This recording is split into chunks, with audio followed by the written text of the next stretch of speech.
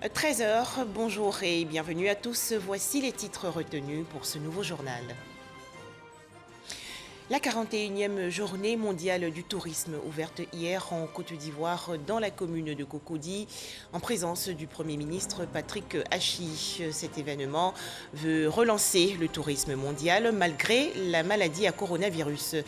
Thème retenu, le tourisme pour une croissance inclusive. Toujours en Côte d'Ivoire, les préparatifs de la Coupe d'Afrique des Nations 2023. La ville de San Pedro, dans le sud-ouest, a été visitée hier par le comité d'organisation. Infrastructures sportives, établissements sanitaires et réceptifs hôteliers ont été passés au peigne fin. Enfin, en Guinée-Conakry, la charte de la transition dévoilée hier par la junte au pouvoir. La Côte d'Ivoire est en paix et œuvre pour la réconciliation nationale. Propos de la ministre d'État, ministre des Affaires étrangères, de l'intégration africaine et de la diaspora. Kandia Camara a été reçu hier par le secrétaire général de l'ONU, Antonio Guterres. Une séance de travail en marge de la 76e session des Assemblées générales de l'Organisation des Nations Unies à New York, aux États-Unis. Écoutons la ministre d'État, ministre des Affaires étrangères, de l'intégration africaine et de la diaspora, Kandia Camara. Nous sommes venus lui porter un message du président de la République, son Excellence, M. Alassane Ouattara, qui nous a demandé de lui transmettre ses chaleureuses salutations et surtout sa gratitude et celle du peuple ivoirien pour le soutien que le secrétaire général en personne et son organisation ont toujours apporté à la Côte d'Ivoire. La Côte d'Ivoire a bénéficié du soutien des Nations Unies pendant toutes les crises qu'elle a traversées. Et donc le président, en reconnaissance à tout cela, nous a chargé de venir transmettre son message de remerciement. Nous avons informé le secrétaire général du processus de réconciliation qui a commencé en Côte d'Ivoire depuis 2011, mais qui s'est accentué avec les rencontres entre le président Alassane Ouattara et le président Henri Konan Bédié, entre le président Alassane Ouattara et le président Goudou Gbagbo Laurent, et processus qui va se poursuivre jusqu'à ce que tous les Ivoiriens soient rassemblés pour le développement du pays. Nous avons aussi évoqué le retour massif des réfugiés ivoiriens qui étaient hors du pays. Il faut savoir que sur plus de 300 000 réfugiés ivoiriens hors de la Côte d'Ivoire, plus de 290 000 ont rejoint la Côte d'Ivoire parce que la situation politique s'est améliorée, la situation sociale, la situation économique, et tout cela pour dire que la Côte d'Ivoire est aujourd'hui un pays en paix, un pays stable, un pays qui continue son développement vers l'émergence. La Côte d'Ivoire, pays hôte de la 41e journée mondiale du tourisme. Les festivités se sont ouvertes hier dans la commune de Cocody, dans le district d'Abidjan, en présence du Premier ministre Patrick Hachi. À noter 128 pays avec en présentiel 1500 participants et 3500 en distanciel. Les précisions de Alexis Ouedraogo. La Côte d'Ivoire est belle.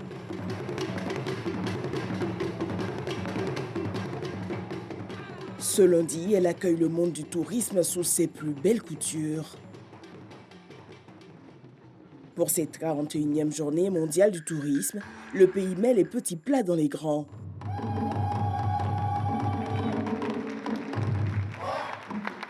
« 128 pays, 1500 participants en présentiel, 3500 en virtuel. Abidjan, capitale du tourisme mondial. » Que cette cérémonie se tienne en présence du secrétaire général de l'OMT est un véritable motif de fierté pour notre pays, dont les atouts touristiques ne sont plus à présenter. À l'heure de la Covid-19, le secteur fortement impacté se réinvente pour donner de l'espoir avec sa stratégie Sublime Côte d'Ivoire. L'histoire retiendra que c'est à partir d'Abidjan qu'à l'occasion de cette grave crise sanitaire, le tourisme s'est repositionné comme une véritable industrie mondiale de premier plan avec un changement de paradigme axé sur une plus forte digitalisation mettant en exergue un tourisme durable à visage humain. La Covid-19, c'est aussi pour le secteur 4 000 milliards de dollars de pertes et son lot de chômage. Le ministre ivoirien du Tourisme invite les acteurs du secteur à la solidarité. Des mots soutenus par le secrétaire général de l'OMT. Autour du thème « Le tourisme pour une croissance inclusive », la rencontre célèbre pour le chef du gouvernement, le voyage. Le monde est un livre et ceux qui ne voyagent pas n'en ont lu qu'une seule page. L'industrie du tourisme, des arts et des loisirs occupe une place prépondérante dans notre plan de croissance nationale et est l'un des 10 secteurs clés devant contribuer à la transformation structurelle de notre économie, notamment au travers de la stratégie sectorielle Sublime Côte d'Ivoire. Elle ambitionne de positionner la Côte d'Ivoire comme la 5e destination touristique africaine et d'atteindre les 5 millions de visiteurs à l'horizon 2025, permettant de créer 750 000 emplois. À l'heure des défis de la relance, écrire le tourisme de demain. De nouveaux modèles sont à inventer, de nouvelles destinations sont à valoriser, de nouvelles sécurités, notamment sanitaires, sont à pérenniser, de nouvelles consommations, plus soucieuses de l'impact sur l'économie et l'emploi locaux comme sur l'environnement, sont à adresser, de nouvelles formations de notre jeunesse, dont le multilinguisme, la maîtrise des nouvelles technologies de l'information, la qualité des services sont à mettre en place, de nouveaux financements, enfin, liés à des démarches zéro carbone rigoureuses, sont à inventer. Autre enjeu capital, celui de la vaccination. L'espace d'un instant, le chef du gouvernement s'arrête pour honorer l'international Didier Drogba pour sa contribution au tourisme ivoirien. C'est le 10 septembre 2019 que la Côte d'Ivoire a été désignée au nom des pays africains, pays hôtes de la célébration de cette 41e journée mondiale du tourisme. Un tout autre sujet à présent est direction Atenguié, localité dans la région sud. C'est un pays acquis. Le pouvoir traditionnel est exercé par génération. À noter que dans 12 mois, ce pouvoir sera transféré à la génération Mounan. Les préparatifs se déroulent bien. L'accent est surtout mis sur la confection du vêtement du guerrier, un ensemble obtenu à partir du palmier séché, le raffia. Les explications dans ce reportage de Franck Quadio. Une ambiance de fête ce matin à Atenguié, sud-ivoirien. C'est le jour du Bako, la coupe du raffia annoncée par le crépitement du tambour. Le processus se met en place, les guerriers des catégories d'âge s'activent sous les vivas des femmes. Et soudain, sonne le corps. Tous se dirigent ici, sur cette place ombragée de feuilles de palmier. Les Mounans, la future génération au pouvoir dans un an, à l'épreuve de la coupe du raffia. Aujourd'hui, c'est les Mounans qui ont envoyé leurs cadets, les messieurs, en brousse pour couper les raffia qui vont servir à la confection de la tenue des chefs guerriers pour la fête des générations des Mounans. Et c'est après la fête des générations qu'ils vont prendre la gestion du pouvoir du village. Actuellement, nous sommes à l'étape de dépouillement du raffia. Parce que le tissage viendra très bientôt. Lorsqu'on finit le dépouillement et ces fibres que nous obtenons, nous allons les sécher. Et après le séchage, nous allons passer au tissage. Lors de cette grande fête, le guerrier sera paré de ses feuilles, tissées puis conditionnées en secret. Le choix du raffia, une affaire de génération, tous y participent, les Nyando, les Doubo, les Mounans et les Mlichou. Les Akié, Nendin et particulièrement les Dandou, ceux d'Atenguié mettent un point d'honneur à pérenniser le rituel initiatique menant à la grande parade de la prise du pouvoir. Les jours qui suivront, les amis de la catégorie guerrier de la génération Mouna viendront chaque jour chez le chef guerrier pour faire sortir, pour mettre au soleil. Après Coupe de Raffia, il y a une cérémonie au milieu là à faire. L'année qui suit, nous allons maintenant connaître le nombre effectif des, je peux dire, les garçons qui vont sortir ce jour-là. On va connaître leur nombre. Maintenant, ensuite de là, qui viendra maintenant la grande fête de la fête de génération des Mounans. Des Mounans qui, notons-le, le pouvoir, ils devront l'exercer durant 15 ans. Mais avant cet espace, il faut le laisser sans aucune fibre de raffia, histoire de ne pas attirer malheur sur la génération, le moment venu. Mardi 28 septembre 2021, c'est aujourd'hui la journée mondiale contre la rage. Selon les chiffres publiés par l'Organisation mondiale de la santé, environ 60 000 personnes décèdent chaque année de la rage dans le monde. En Côte d'Ivoire, plusieurs mesures de prévention contre la rage. Voici le message du gouvernement dans ce reportage de Dangui Dangui. La rage fait des ravages et un deuil des familles en Côte d'Ivoire. Ces victimes proviennent en majorité du milieu rural. Les enfants représentent près de 50% des décès, révèle la déclaration conjointe du ministre de la Santé et de l'Hygiène publique et du ministre des Ressources animales et halieutiques à l'occasion de la Journée mondiale de lutte contre la rage. Cette année, les services vétérinaires et l'Institut national d'hygiène publique ont déjà enregistré 7 cas de rage animale et 10 cas de rage humaine. Dès que les symptômes de la rage apparaissent chez l'homme ou chez l'animal, le malade est déjà condamné à mourir, selon les experts. C'est pourquoi les autorités misent sur la prévention pour mettre les populations à l'abri de la rage. Nourrissez et occupez-vous convenablement de vos animaux domestiques. Faites vacciner vos chiens et vos animaux de compagnie. En cas de morsure, lavez soigneusement la plaie avec du savon et de l'eau en abondance. Rendez-vous immédiatement dans l'hôpital le plus proche pour les soins appropriés. Et enfin, conduisez l'animal mordeur chez le vétérinaire pour une mise en observation. Selon l'Organisation mondiale de la santé, environ 60 000 personnes décèdent chaque année de la rage dans le monde, soit un décès de rage toutes les 9 minutes. Comment mettre fin au coronavirus? Eh bien, respectons tous consciencieusement les gestes barrières et surtout, faisons-nous vacciner.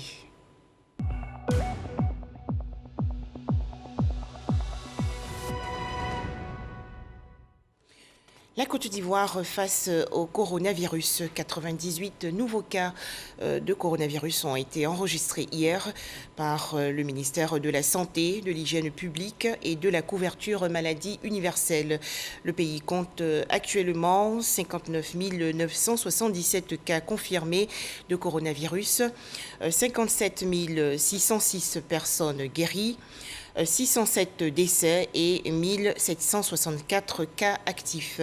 Le 26 septembre dernier, 13 870 doses de vaccins ont été administrées, soit un total de 1 982 168 doses du 1er mars au 26 septembre 2021. Un centre de santé pour le village de Anavouenou, dans le département de Tanda, dans le nord-est du pays. Cet établissement sanitaire construit par le conseil régional du Gontougo a été inauguré récemment. Découvrons-le avec Herman Niamia. C'est la fin du calvaire pour la population du village d'Anavouenou, localité située dans le département de Tanda. Elles n'auront plus à parcourir des kilomètres pour se rendre à l'hôpital en cas de maladie. Le village vient de bénéficier d'un centre de santé rural construit par le conseil régional du Gontougo. Inauguré ce jour par le sous-préfet de Demba, les populations n'ont pas manqué d'exprimer leur soulagement. Quand il n'y a pas de centre de santé dans une région, ça nous rend malades.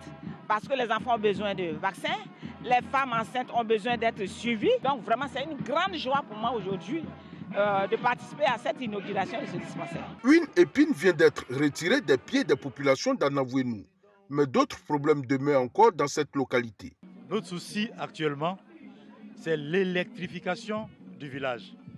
Je disais, à la veille des élections, nous avons reçu 25 poteaux électriques. Et jusqu'à ce jour, c'est les termites qui habitent dans ces poteaux-là. Nous souhaitons la construction du logement de la sage-femme. Un forage a été initié depuis près d'1 an et qui est inachevé. Le sous-préfet de Demba, Kwaku Lucien, a assuré aux populations d'Anavouénou que leurs différentes préoccupations seront transmises aux autorités compétentes. Partant d'ici, je vais encore réduire les choses pour que les choses aillent plus vite. Ce qui concerne l'électrification, l'eau, c'est moi qui, très humblement, a initié le projet de forage. À quelques petits blocages, mais très vite, les choses vont s'arranger. Vous aurez vos 2 forages. En marge de l'inauguration du centre de santé, les meilleurs élèves du village ont été primés par la mutuelle de développement socio-économique d'Anavouénou. San Pedro, dans la région sud-ouest du pays, en chantier. En effet, des stades, infrastructures hôtelières et établissements sanitaires sont en train d'être construits et rénovés dans le cadre de l'organisation de la Coupe d'Afrique des Nations 2023. Le ministre François Albert Amichia, président du COCAN 2023, a visité hier les travaux. Seydou Koulibaly et Jean Esso du service sport. C'est par les terrains d'entraînement et précisément ceux du stade Auguste-Denise que le ministre François Albert Amichia a entamé sa visite des sites prévus pour la CAN 2023. Et le constat est amer. Comparativement aux sites des autres villes comme Korogo et Boaké, les travaux viennent à peine de commencer. Un terrain vague et boueux qui a été juste nettoyé et débarrassé des mauvaises herbes. Le constat est clair, rien n'a été fait sur cet espace de jeu. Le deuxième terrain, qui est l'ancien stade Auguste-Denise, n'est pas mieux loti. Seul le déblayage du terrain est fait et quelques trous pour les caniveaux de drainage ont été creusés. Et là où les travaux devraient être à 90%, à peine 10% ont été réalisés selon le Bénet. Au lycée Yébart, le ministre Amichia est devant un tableau nettement meilleur avec les vestiaires sortis de terre et l'aire de jeu qui attend la mise en place du système de drainage. Même schéma au lycée professionnel. Des travaux à 20% seulement achevés alors qu'ils devraient être à 93%. Le grand stade qui va abriter les mailles de compétition de la CAN 2023 est quant à lui estimé à 62% de taux d'avancement des travaux. La pose de la charpente métallique qui va supporter la toiture a démarré, tout comme les travaux qui préparent l'aire de jeu à la pose de la pelouse. Nous sommes dans une bonne évolution. Je sais que la question qui taraude les uns et les autres, c'est la pelouse. Mais là, vous savez, nous sommes en train de tirer les leçons des BIMP. Donc je peux rassurer les uns et les autres que ça sera un système approprié qui sera mis en place ici à San Pedro, comme il en sera de même à Yamsokro, à Boaké et à Korogo. Après le terrain, le ministre Amichia s'est rendu sur le chantier de l'hôpital général de San Pedro. Il a aussi visité le CHR pour se faire une idée du plateau sanitaire de San Pedro. Au village Cannes, le ministre Amichia a pu constater que les 32 villas de 5 pieds chacune sont en phase de finition. Le gros œuvre est achevé. Le patron du COCAN a aussi fait le tour de plusieurs sites hôteliers pour se rendre compte de la capacité d'accueil en termes d'hébergement de San Pedro. Direction Jacquesville, dans la région sud du pays. Des journalistes et autres professionnels des médias ont participé du 7 au 10 septembre dernier à un atelier de renforcement des capacités. Une initiative du réseau des femmes journalistes et des professionnels de la communication. Les travaux ont porté sur la question du genre et les changements climatiques. Sidonie Davila. L'un vise à comprendre le rôle et les relations entre hommes et femmes, leurs activités, leurs besoins et leurs priorités respectives. L'autre désigne les changements du climat qui sont attribués directement ou indirectement à une activité humaine altérant la composition de l'atmosphère mondiale. Le genre et les changements climatiques. 2 concepts expliqués aux journalistes avec des exercices pratiques. Je prends le ministère de l'hydraulique. S'il met en place un projet sur l'eau, il devra avoir une vigilance genre pour dire attention, je mets l'eau dans telle région, mais comment je fais pour que des hommes et des femmes puissent bénéficier de cette eau? Le réseau des femmes journalistes et des professionnels de la communication, REF-JPCI, qui est à l'initiative de cet atelier de renforcement de capacité, vise un objectif clair. Renforcer nos capacités en tant qu'acteurs du secteur des médias pour une meilleure connaissance et appropriation de la mise en œuvre de la politique climatique en Côte d'Ivoire.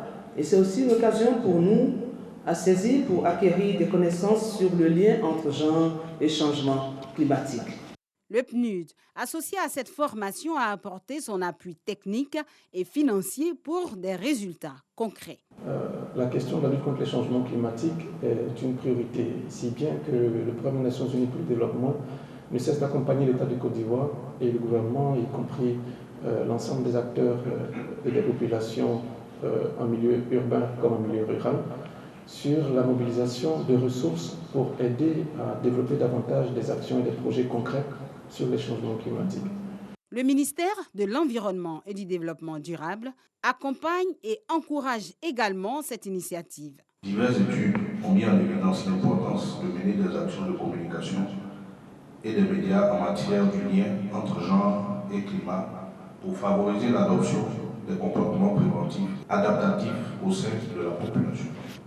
Au moment où le monde entier fait face à la menace du changement climatique, la Côte d'Ivoire redouble de vigilance. Le gouvernement propose des mesures d'adaptation et d'atténuation qui consistent à réduire les gaz à effet de serre. La participation de la jeunesse et des femmes ivoiriennes dans les débats politiques également au menu d'une rencontre dans la commune du Plateau. Il s'agit d'un atelier de formation organisé le 21 septembre dernier par la chaire UNESCO. Les détails, Djeneba Bini et Didier Nguessan. Inciter les femmes et les jeunes à la prise de décision est l'une des missions que s'est assignée la chaire UNESCO et ses partenaires. Elle exhorte les journalistes à promouvoir le leadership de ces deux couches de la société. Venue du Sénégal, une participante partage l'expérience des médias de son pays dans la vulgarisation de la prise de parole des femmes et de la jeunesse. Une des explications qui nous a amenés au Sénégal à nous battre pour la parité à l'Assemblée nationale, c'est que l'hypothèse est que si les femmes sont représentées de manière significative, là où les ressources se décident, elles pourront par conséquent se battre pour qu'on affecte les ressources là où il y a les problèmes des femmes. La chaire UNESCO, à travers ses réflexions, montre l'importance des médias pour l'insertion de la jeunesse dans les institutions gouvernementales. Si les médias ne les rendent pas visibles, on ne saura jamais que ces personnes-là participent au débat politique. D'où l'importance d'associer et de sensibiliser les médias pour qu'ils se rendent compte du rôle primordial qu'ils peuvent jouer dans la réussite de la problématique de la faible représentation des femmes dans les débats politiques. Pour l'atteinte des objectifs, les professionnels des médias invitent les cibles à s'impliquer dans la sensibilisation. Il faut qu'en tant qu'entité, quelquefois vous vous dites, on s'assoit, on fait un chronogramme et on se dit, on va amener les femmes à réagir sur telle thématique. Et donc pour cela, nous approchons par exemple Radio Côte d'Ivoire pour dire, est-ce que vous pouvez nous trouver un espace? Nous, on vous trouve les invités. Nous, on a trouvé notre thème. Aidez-nous donc à nous ouvrir votre espace pour que les femmes puissent s'exprimer. 90% des acteurs de la promotion de leadership dans les médias sont des hommes, selon le rapport 2021 de la chaire UNESCO. Un mot à présent sur la cérémonie d'investiture des membres de la Fédération nationale des associations féminines pour le développement et la démocratie en Côte d'Ivoire.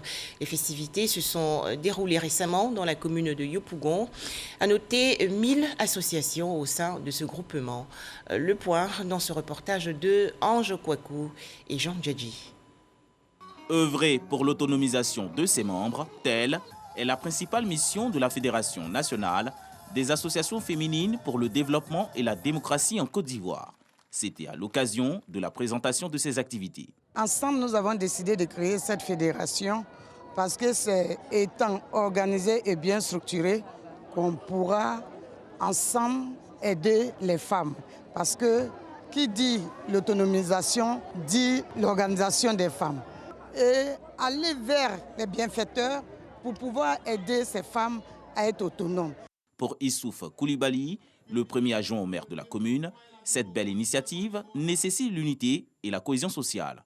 Les petites activités économiques qu'elles arrivent à faire en se mettant ensemble participent toutes du développement de la commune et également aussi de leur autonomisation en tant qu'individus. C'est pour cette raison que nous sommes venus soutenir ces femmes, leur dire que nous sommes avec elles et que nous allons les appuyer dans la quête de l'autonomisation et que nous les soutenons.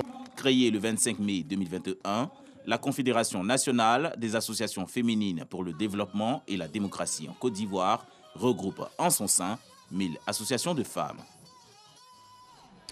Toujours en Côte d'Ivoire, la situation des femmes incarcérées au centre d'une rencontre entre l'organisation non gouvernementale Soutien aux mères et enfants en détresse et ses partenaires techniques.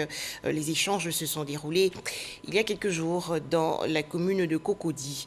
Pour en parler, Jean Djadi. 40 000 serviettes hygiéniques distribuées aux femmes incarcérées de la maison d'arrêt et de correction d'Abidjan. C'est le bilan d'activité à mi-parcours de ces volontaires de l'ONG Soutien aux mères en détresse, SMED Côte d'Ivoire. Plus de 200 femmes détenues vivent en situation de précarité menstruelle. Ces volontaires veulent soulager ces personnes vulnérables. Les femmes en milieu carcéral, il y en a de tout type de niveau social. Et même si les plus nantis peuvent s'offrir un paquet de serviettes hygiéniques, ce n'est pas évident pour toutes celles-là qui n'ont même pas forcément les moyens de s'offrir des plats en dehors de ce que leur offre la prison. Donc, je pense que l'initiative que Mme Madoussou Touré a de leur offrir ces paquets de serviettes-là chaque mois est bienvenue.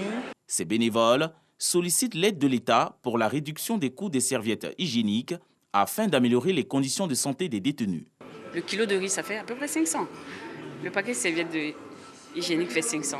Donc pour une famille, c'est plus facile d'acheter le riz que d'acheter un paquet de serviettes hygiéniques pour se protéger. Donc on va se débrouiller avec les moyens de bord. Et les moyens de bord, c'est quoi? C'est des chiffons, c'est des morceaux de paille. Aujourd'hui, ce qu'on demande, c'est que ça soit détaxé. Créé en 2019, l'ONG Soutien aux mères en détresse, SMED Côte d'Ivoire, compte fournir plus d'une centaine de milliers de serviettes hygiéniques aux femmes des 33 prisons de Côte d'Ivoire. En image, cette autre actualité, la Côte d'Ivoire, invitée spéciale au bicentenaire de l'indépendance du Mexique. La délégation ivoirienne constituée d'élèves officiers de Zambacro a pris part au défilé des troupes militaires. Enfin, ce document détermine le cadre juridique de la période de transition dont la durée n'a toujours pas été fixée en Guinée-Conakry. La charte de la transition qui va s'appliquer jusqu'à l'instauration d'une nouvelle constitution guinéenne a donc été dévoilée hier par la junte au pouvoir. Voilà, merci de nous avoir suivis. À très bientôt pour une autre édition sur RTI1.